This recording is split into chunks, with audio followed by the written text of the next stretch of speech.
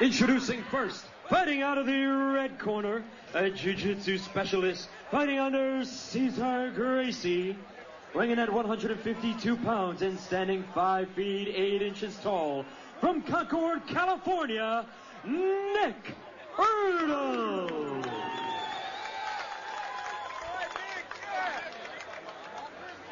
His opponent soon to be making his way to the blue corner, also a jiu-jitsu specialist, fighting out of the Franco de Camargo Jiu-Jitsu camp, weighing in at 152 pounds and standing in at 5 feet 6 inches tall.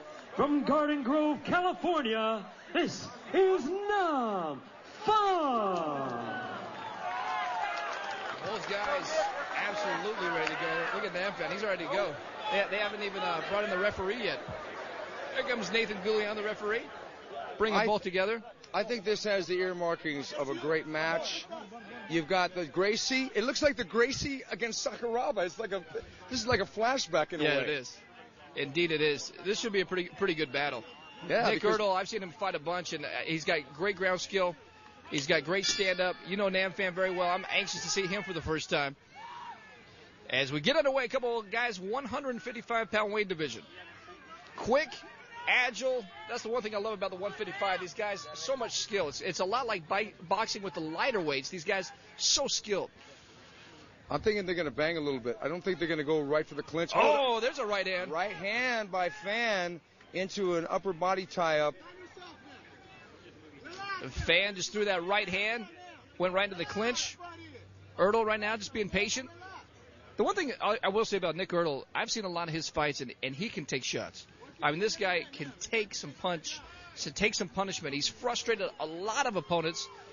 I'm trying to think if I've ever seen Nick Ertl even close to being knocked out. I mean, that's how good he is, how dominant he's been in his fight career.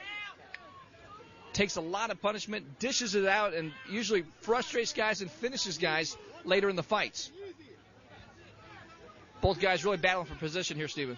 Okay, now they're in an over-under clinch. It's very similar to a Greco clinch, and they're going to be throwing knees. And to me, this shows me that both guys are respecting each other, maybe a little too much, because unlike some of the earlier matches where they were just going crazy on the ground, position turning, these guys, because they're maybe a little bit higher level skill and technique, they're probably waiting for the other guy to make a mistake. That's one of the premises of jiu-jitsu, actually. Yep, you wait for your opponent to make a mistake, you capitalize on it. And we've seen that with some of these earlier fights. And there's a good takedown. Nice trip there by Nick Ertl. And Ertl does get the takedown up against the fence, seeing if Nam is going to try for the guard position. I tell you what, you mentioned Nick Ertl. You see the experience getting him right against the fence. Don't let your opponent really move anywhere. Nick Ertl taking some punches, distributing some punches. Looks like he wants to maybe set up, I want to say for an arm bar, but it's hard to see from the position we're at. I think the referee maybe should be thinking about restarting these guys because there's not a lot of business going on. Nam isn't trying for the guard. There's the knee shot there, Dev. And Rick is the more aggressive fighter, but he's not doing anything that will significantly cause the conclusion of the match at this point. And Nick Ertl's just starting to fire off some knees now. He's taking his time, being very methodical, but we mentioned it. If the guys do not stay busy enough, they will stand up and bring them to their feet. Nam getting guard now, and Nam going up high with that left leg, and Ertl cracking a right hand. Nathan Julian, our referee, watching very closely, making sure the fighters stay busy. And now you see Ertl trying to get that right hand free. 2 minutes left here in this first round. Scheduled for 3 5-minute rounds. And Nick Ertl. Nam looks like he's going for the Kimura from the guard, but it's gonna be difficult to get from this position because he needs to open the guard up to go for the move and scoot his hips to the side. So Phan just trying to amount any kind of offense right now from the bottom position. It's tough right now. Nick Ertl just landing some rights, takes his time, landed some knees early in this first round. We'll see if the referee Nathan Julian wants to stand him up right now. He's watching closely, but hasn't really given either guy any warning. And now you see a nice job by Phan using the fence to his advantage, getting away from the fence. Good move by Phan there to get his back away from the fence. Now he can open up his guard and see if he can push away or go for a submission or escape from the position. Stephen, I was just going to have you touch more on that. Moving away from the fence, using your guard effectively. Tell the fans that are newer to the sport a little bit what that means. Well, when you've got your back to the fence, it's like being stuck in a corner and you don't have any way to escape. True, you can use the fence to scoot up and stand back up, but you can also get your neck cramped up against the fence and have a guy pound on you and don't have any options to buck a guy over your head or to pass or to try and sweep the guy from side to side, because you're basically you're stuck and you've got the fence actually working against you to prevent escapes in that direction. Oh, good elbow there by Phan. That's the first good shot he's really landed since that right hand early in the first round. Again, he wants to set up maybe an arm bar, but, you know, Nick Ertl's so slick. I mean, he's been in the gym with Diaz and Terrell. He's seen a lot of slick submissions. I don't know if Phan can catch him. Well, one thing that Phan is doing is he's using his shoulders to block the ground and pound right now from Nick Ertl. And Phan is, as you said before, he's cracking elbows from the bottom, and those elbows are landing. And that's the end of the first round. That's the end of the first round. And, well, that was a round that Ertl was the more aggressive. Now, at the end, it's true that Nam got busy with the elbows, but Nick got the takedown, and Nick was in control with the strikes for the most part. He was, and it's interesting, you know, Phan landed the good right hand, the big power shot at the beginning of the fight. You mentioned it, good elbows at the end of the fight, but I still think Nick Ertl really controlled the pace of that first round. So it will be interesting to see what Phan does a little bit differently in the second round. Maybe he wants to stand. I mean, he landed a great right hand. It looked like he has some decent stand-up. I think because both guys are good on the ground, I don't think they should hold back when they stand up.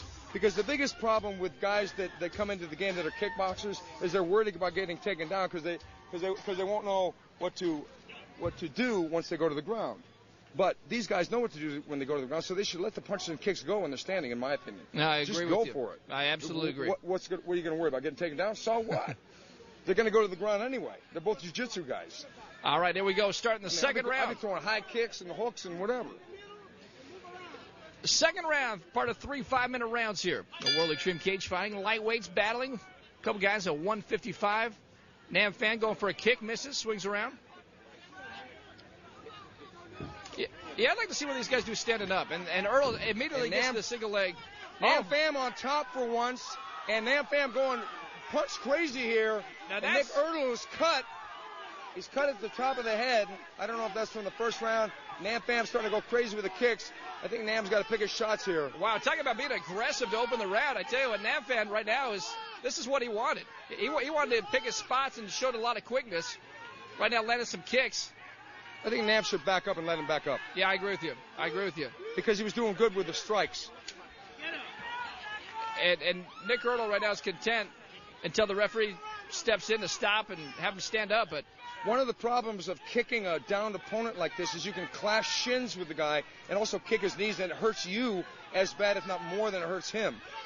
Well, see, and Phan, you mentioned it. He should just back away and stand up and let him up. I mean, if that's what he wants to do. But right now, he's continuing to put the pressure on him, picking his shots. And this is where you mentioned Sakuraba. This is where a Sakuraba would do something a little crazy here, and it looks like Phan wants to. It looks like maybe a cartwheel pass. I don't know what he wants to do here, but it looks like he's just taking his time. And Phan won't back up. That's the interesting part. His corner is saying back away, but maybe he doesn't hear them. Or maybe he just doesn't want to for whatever reason. There he goes. He lets him up now. Does walk away. Will Nam throw that overhand right? I'm betting he will. Yeah, it looks like he wants to lead with the left jab, follow with the right hand. That's what he wants to set him up for.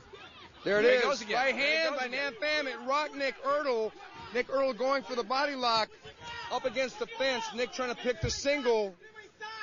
Yeah, to Ertl there, it looked like he wanted to bang him off the fence and pull him down, but good balance there by Phan. Ertl lashing back with right knees to the leg and a couple right hands to the body, and Phan with some left knees there in the over-under clinch. You know, it's interesting to see the difference in Phan this round. I mean, aggressive, very aggressive. I mean, both on the ground and standing. There goes another elbow. Ertl looks like he finally gets the takedown. And Ertl getting Phan's back momentarily. Phan worrying about Phan rolling out, thinking about a leg. Back up. And Nam getting a half butterfly guard on the bottom. Nice little sequence of grappling. Both men scrambling, using up quite a bit of energy, actually. Indeed. The quickness of the guys at 155 was just on display there. Phan looked like he wanted to stand up, then he grabbed an ankle, and then he just went right back into the guard here. So just explosive action here in the second round. One thing that I like about Nam on the bottom is that he's using the forearms and the elbows a la a Bas Rutten. Yeah. To strike and do damage from the bottom with the guard. And you know this, Stephen. Elbows cut guys up. I mean, that's one thing. You can cause a cut and focus on that cut and continue to rain on it. Right now, it looks like it's the top of the head of Nick Ertl that's cut up now. Yeah. And it was probably from one of those elbows. Oh, yeah, I'm sure of that. But Nam with a closed guard, he's got less options. I think that Nam should open his guard and try to escape, try for heels on hips, try for something, scoop to the side. There he goes, because the closed guard situation is only going to favor Ertl, and it's going to give the fight less action. So we're in the second round now, scheduled for 3 5-minute rounds. Phan really controlled the first part of this round. Nick Ertl trying to impose his will now. But Phan, the thing you mentioned, Stephen, that I really like, he's very aggressive, is Phan in the guard. I mean, that's the one thing. Some guys just sit there and try to defend shots. He's working the cage right now. He's throwing elbows. There's another one he connects with. You got to love how aggressive he is in the guard. Yeah, there was a sequence that we just saw where Phan grabbed the fence with his foot and his hand. That's actually illegal. The referee should have warned him and gone over there and batted his hand away, because you're not supposed to grab the fence. Indeed. No critique here. It's just a fact that theoretically, I mean, a lot of guys use the fence momentarily, but you. So 30 seconds left in this second round. Phan and Nick Ertl. A couple guys battling at 155, working hard. Phan trying to finish this round strong. I still think right now you would have to give it to Phan in the second round. I mean, very impressive, very aggressive. I really like what he's done, both in offense and defense. Yeah, even from his back. He hasn't been clipped hardly at all, and he's given a lot of good shots. And obviously, at the early part of the round, he dealt out the strikes. He stung Nick Ertl. Phan going back to his corner. We've got Franco de Camargo. We've also got IVC, that's the International Vale Tudo Championships heavyweight champion Carlos Barreto from the old Carlson Gracie team, and currently with Brazilian top team and freelance in Brazil. So he's got a lot of good advice in his corner. And yeah, you mentioned Barreto. You walk the streets of Brazil. I mean, everyone knows who he is. I mean, he's that good of a fighter. Yeah, I mean, Carlos Barreto fought in Pride, fought Igor Vovchanchyn. He was the IVC heavyweight champion. He's a real rangy guy, big guy too. But Nam is taking care of business. I like seeing the guys stand up a little bit, but I think it favors Nam, so I think that Nick is going to want to get the clinch one more time. Yeah, no, indeed. Third and final round. It's going to be interesting to see how the judges have scored this. You know, I think the first round, you'd probably give it to the Cesar Gracie fighter, Nick Ertl. Second round, no doubt about it. Phan really controlled that round. Ertl did get the takedown late, but I don't think he did enough to score. And so this round really could decide it. Third and final round. Phan. Both men have got to be knowing that this fight is close and that this third round is crucial. They can't lay back. They've got to win and win big. And nice left hook there by Ertl connects. Phan wanted to defend the right hand. Took a little shot, but now you can see he's trying to almost kind of a sprawl. I don't know, Greco-Roman style is what I'm looking for, but that's what they're doing in the clinch here. Good knee there, the Muay Thai clinch by Phan, and now Ertl takes him down. And, you know, it's turning into a pattern. The first, second rounds, same situation happened. They clinched. Ertl got the takedown, and Nam on the bottom. One thing I liked about the second round is that Nam was on top momentarily, and there was a change in the texture of the action. Yeah. If a fight stays in this position too long, it creates the the impression to the audience that it's not diverse. Yeah. I don't want to say boring, because they are delivering action, but they need to change up a little bit. Yeah, and Nam Phan came out so aggressive, especially in that second round, really took the fight to Nick Ertl. That this third round, it looked like it started because he didn't want to get caught in this position, basically. He didn't want to get taken down, so he was a little less aggressive. He needs to get more aggressive, though, if they do stand up again, because that's where he excelled earlier, and that's where he needs to excel in this third round. Nick Ertl, it's interesting. He's been in this position a lot, but he hasn't scored as much as he's wanted to. I think that if I were Nam Phan's corner, I would say do a double overhook, tie him up, force a restart. Yeah, I agree.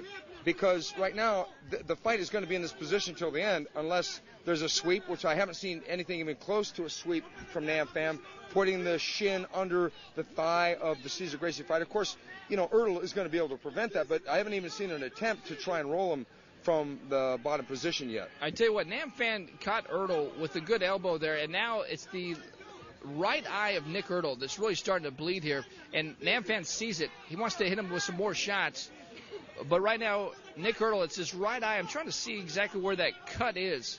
Looks like it's under the eye, so it's not a problem as far as doctors are concerned, being under the eyeball, but Nam Phan, I can see him right now. He's trying to hit it even more and really open up that cut. One of the things that Nick is doing is he's staying forward and he's staying down, and this is preventing Nam Phan from standing up and sitting up. See what I mean? Mm-hmm. He's keeping down, because what Nam, in order to escape this position, he needs to put his arm behind and push himself up and try and roll over sideways. And Nick is, because he's staying down low, he's preventing that. The one thing I think Nick Ertl is also doing is he's starting to wear down the energy of Nam Phan. I mean, Nam's not quite moving as quick as he was a few minutes ago. When you're carrying your opponent, you're carrying that weight, it will wear down on you, especially on a hot evening like tonight in Lemoore, California. Nick Ertl, Nam Phan, third and final round. Tell you what, this could decide. It's hard to say how the judges scored that first round, but I think what it is that both these guys are fighting a little more conservative than they probably could. I don't think they've tapped into that thing where they can really let go, because there may be a little bit of doubt and worry in the back of their minds that if they really let go of the punches like Nick Ertl, or if Nam Phan opens the guard and tries to flip over, that they're afraid of the outcome. Yeah. There's an elbow by Nick Ertl on the head of Nam Phan. No, I think you bring up a good point, though. These guys are so skilled, they don't want to make a mistake. If you're firing so many punches, you could get cut, but you got to score too. So I mean, but if you want to be a superstar, you got to take a chance. Yep, you have to. Absolutely. That is the difference between guys that fight and get paid, lesser, and the superstars like a Sakuraba or a Wanderlei Silva or a Randy Couture. These guys take chances. Nice left hand there from Nick Ertl. Referee Nathan Julian watching closely, telling the guys they got to get it going, because if they don't, he's going to stand it up. Well, the action has definitely not slowed down. As a matter of fact, as you said, Ryan, Nick Ertl is upping the ante and starting to land that left hand. And here's 30 seconds left in this third and final round. Got to finish strong. Right now, Carlos Barrero's telling Nam Phan to finish strong. Okay, now this is going to be a hard round to score, because the judge will look at the guy on the top and think, well, he's busy. Then, it's going to be a tough one. You might give this round to Nick Ertl, because Nick Ertl, there was a good right hand right there. They're not landing clean right on the button, but he's being aggressive. Yeah, he's staying busy on the top. And that's it. And that's the third and final round. It will be interesting to see how the judges score this. Nick Ertl raises his hands up. He's happy with his performance. He thinks he won the fight. Well, one of the problems for Nam Phan was this. He couldn't solve the riddle of the guard-only position for most of the fight. Indeed. So the judges right now, 3 judges at ringside. They got a tough way to judge this one. It'll be interesting to see what happens. They will score it. Once again, 10-point must system, similar to boxing, but there's just a lot more of a criteria. Takedowns, submissions, striking. I mean, there's so much more you have to score. For both of these men, 3 rounds. Both guys working so hard in this fight. What do you think? Was it the red corner? judge of the blue corner. Well, the fans are split. I don't think they know who won. We'll find out how the. I'm betting the judges are going to be split too. It'll be interesting to see. I wouldn't be surprised if it was a split decision. Yeah, I think you're good. I think that's a good call. Wouldn't be surprised at all. And it's interesting, you know. I love unanimous decisions. I don't really care for split decisions, but I can't stand draws. Yeah, you're right. Especially when you battle that hard. Yeah, because fight for 15 minutes. Yeah. Somebody's got to, But this was close enough that it could be. Yeah. Let's see. Justin Roberts has the scorecards. Let's see how it went tonight. All right, ladies and gentlemen, the results are in. The decision is final. We had a split decision. Good call there. Judge number 1 said red corner. Judge number 2 said blue corner. Judge number 3 says your winner. Fighting out of the blue corner now.